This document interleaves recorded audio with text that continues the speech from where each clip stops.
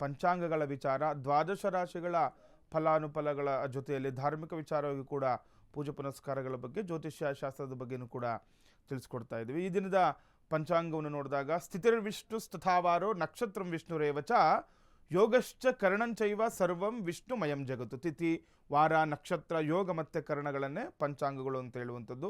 ಈ ಪಂಚಾಂಗಗಳ ಪರಿಜ್ಞಾನವನ್ನು ಹೊಂದಿರಬೇಕು ಅಂತ, ಮಾಡುವಂತಹ ಶುಭ ಕಾರ್ಯಗಳಿಗಾಗಲಿ ಶುಭ ಪ್ರಯಾಣಾದಿಗಳಿಗಾಗಲಿ ಇದು ಅನುಕೂಲಗಳನ್ನು ತರುತ್ತೆ ಅಂತ. ಈ ದಿನದ ಪಂಚಾಂಗವನ್ನು ನೋಡಿದಾಗ ಪರಾಭವನಾಮ ಸಂವತ್ಸರ, ಉತ್ತರಾಯಣ, ಗ್ರೀಷ್ಮ ಋತು, ನಿಜ ಜ್ಯೇಷ್ಠ ಮಾಸ. ನಿಜ ಜ್ಯೇಷ್ಠ ಮಾಸದ ಕೃಷ್ಣ ಪಕ್ಷದಲ್ಲಿ ಇರುವಂಥದ್ದು. ಕೃಷ್ಣ ಪಕ್ಷ ಇವತ್ತು ಅಷ್ಟಮಿ ತಿಥಿಯನ್ನು ನಾವು ಸೋಮವಾರ ನೋಡ್ಬೋದು. ಇವತ್ತು ತುಂಬ ವಿಶೇಷವಾಗಿ ಷಷ್ಠಿ ತಿಥಿಯನ್ನು ಇವತ್ತು ನಾವು ಸೋಮವಾರ ನೋಡ್ಬೋದು. ಪೂರ್ವಭಾದ ನಕ್ಷತ್ರ, ಸೌಭಾಗ್ಯ ಯೋಗ, ವಣಿಜ ಕರ್ಣವನ್ನು ಈ ಪಂಚಾಂಗಗಳಲ್ಲಿ ನಾವು ತಿಳ್ಕೊಳ್ಬೋದು.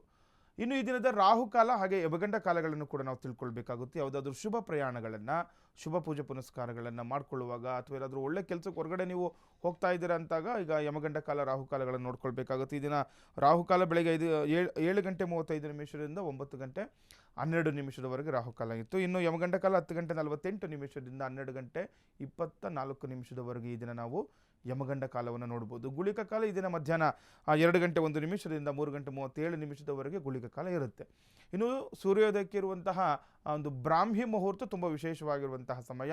ಏನಾದರೂ ಪೂಜೆ ಪುನಸ್ಕಾರಗಳು ಮಾಡ್ಕೊಳ್ಲಿಕ್ಕೆ, ಯಜ್ಞಯಾಗಾದಿಗಳು ಅಥವಾ ಯಾವುದಾದ್ರೂ ಭೂಮಿ ಪೂಜೆ ಮಾಡ್ಕೊಳ್ಲಿಕ್ಕಾಗ್ಬೋದು, ಅಥವಾ ಯಾವುದಾದ್ರೂ ಮಂತ್ರಗಳನ್ನು ಸಿದ್ಧಿ ಮಾಡ್ಕೊಳ್ಳಿಕ್ಕೂ ಕೂಡ ಈ ಒಂದು ಸಮಯ ಬ್ರಹ್ಮ ಮುಹೂರ್ತ ಅನ್ನುವಂಥದ್ದು ತುಂಬ ವಿಶೇಷವಾಗಿರುವಂಥದ್ದು. ಈ ದಿನ 4 ಗಂಟೆ 30 ನಿಮಿಷದಿಂದ 5 ಗಂಟೆ 14 ನಿಮಿಷದವರೆಗೆ ನಾವು ಬ್ರಾಹ್ಮಿ ಮುಹೂರ್ತವನ್ನು ನೋಡ್ಬೋದು.